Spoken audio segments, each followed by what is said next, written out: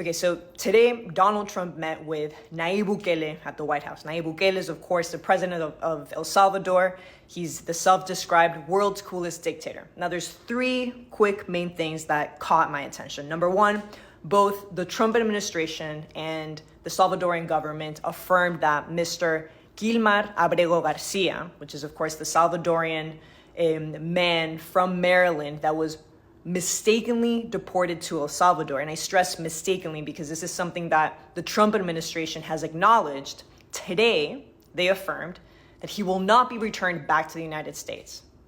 Now, even though the Supreme Court ruled that the Trump administration had to facilitate the return of Mr. Abrego Garcia back to the United States, even though the Supreme Court said that, today, essentially, both Donald Trump and Nayib Bukele laughed in the Supreme Court's face.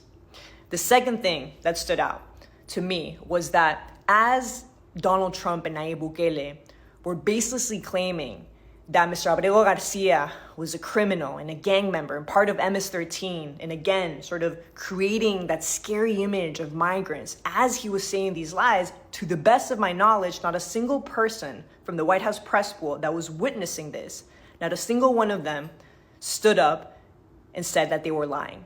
Again, Mr. Abrego Garcia has no criminal convictions in either the United States or El Salvador. No one said anything. The third thing that caught everyone's attention is the fact that Donald Trump floated the idea that U.S. citizens, listen to this, that American citizens could be deported to El Salvador. Again, he stressed that we're talking about U.S. criminals could be deported to El Salvador. Again, there is no legal way under any U.S. law on the books.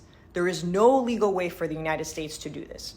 So very briefly, the takeaways are once again that this administration is reinforcing that they do not care and that they reject the Supreme Court rulings. They, of course, don't care about due process.